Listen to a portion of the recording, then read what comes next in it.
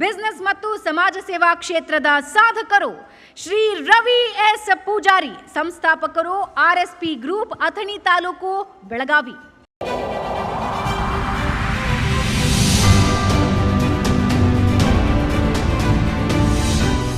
ಧರಣಿ ಮಂಡಲ ಮಧ್ಯದಲ್ಲಿ ಮೆರೆವ ಕನ್ನಡ ದೇಶದಲ್ಲಿ ಒಳಗೋ ಕಹಳೆ ಧನಿ ಕೇಳಿ ಬೆಚ್ಚೋ ಗಗನ.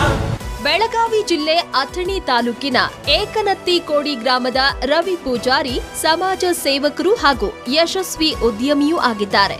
ಹುಟ್ಟಿದ್ದು ಬಡತನದಲ್ಲಿ, ಬೆಳೆದದ್ದು ಬಡತನದಲ್ಲೇ. ಶಂಕರ ಗೌರಮ್ಮ ದಂಪತಿಯ 5 ಮಕ್ಕಳಲ್ಲಿ ರವಿ ಪೂಜಾರಿ 4ನೆಯವರು.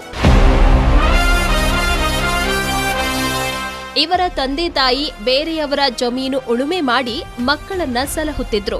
5ನೇ ತರಗತಿ ಓದುವಾಗಲೇ ರವಿಯವರು ಅಥಣಿ ಸಂತೆಯಲ್ಲಿ ಕೈಚೀಲ ಮಾರಿ ಕುಟುಂಬಕ್ಕೆ ನೆರವಾಗ್ತಾ ಇದ್ರು. ಇಂಥ ಸಮಯದಲ್ಲೇ ಒಮ್ಮೆ ಕೈಚೀಲ ಕಳ್ಳತನ ಆಗಿ ಮಾಲೀಕರ ಎದುರು ಅನುಭವಿಸಿದ ನೋವು, ಅವಮಾನ ಇಂದು ರವಿ ಪೂಜಾರಿ ಹೆಮ್ಮರವಾಗಿ ಬೆಳೆಯಲು ಪ್ರೇರಣೆ ಅಂದ್ರೆ ತಪ್ಪಾಗಲಾರದು.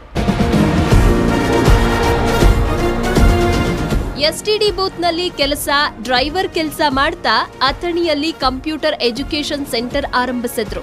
ನಂತರ MIM marketing, PACL agent, pigmy agent, photography ಸೇರಿದಂತೆ 10 ಬಿಸಿನೆಸ್ ಮಾಡಿ ಸಕ್ಸಸ್ ಆದ್ರು. 2008ರಲ್ಲಿ ಷೇರು ಮಾರುಕಟ್ಟೆಯಲ್ಲಿ ಹಣ ಹೂಡಿಕೆ ಆರಂಭಿಸಿ ದೊಡ್ಡ ಯಶಸ್ಸಿನೊಂದಿಗೆ ಗೃಹ ನಿರ್ಮಾಣ ಹಾಗೂ ರಿಯಲ್ ಎಸ್ಟೇಟ್ ಆರಂಭಿಸಿದ್ರು. 2019ರಲ್ಲಿ RSP land developer and builders ಸಂಸ್ಥೆ ಪ್ರಾರಂಭಿಸಿ ಅಥಣಿ ಪಟ್ಟಣದಲ್ಲಿ 10 ಹೈಟೆಕ್ ಲೇಔಟ್ ಮಾಡಿದ್ದಾರೆ.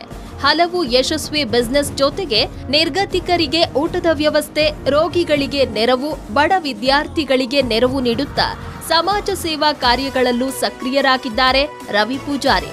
ಶಾಲೆ, ದೇಗುಲ ಜೀರ್ಣೋದ್ಧಾರದಲ್ಲೂ ತೊಡಗಿರುವ ಇವರು ಶಾಲೆ, ಕಾಲೇಜು ಆರಂಭಿಸುವ ಯೋಜನೆ ಹೊಂದಿದ್ದಾರೆ.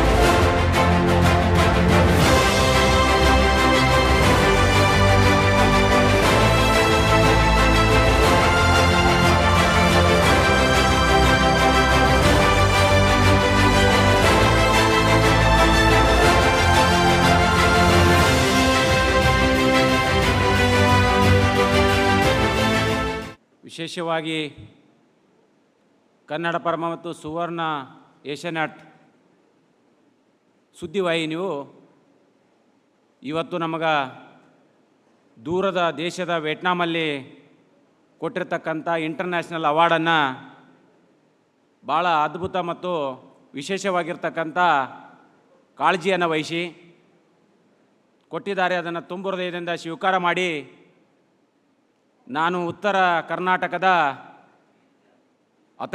ಬೆಳಗಾವಿ ಜಿಲ್ಲೆಯ ಅಥಣಿಯವನು.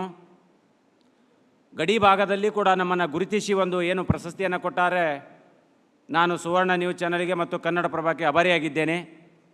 ಈ ಸಂದರ್ಭದಲ್ಲಿ ಒಂದೇ ಒಂದು ಮಾತು ಹೇಳಲಿಕ್ಕೆ ಬಯಸ್ತೇನೆ. ನಾವು ಬಿಸ್ನೆಸ್ಸು, ವ್ಯಾಪಾರ, ಉದ್ಯೋಗದಲ್ಲಿ ತೊಡಗಿರ್ತಕ್ಕಂಥ ನಾವು ಆರೋಗ್ಯವನ್ನು ಮರೆತು ಬಿಡ್ತೀವಿ.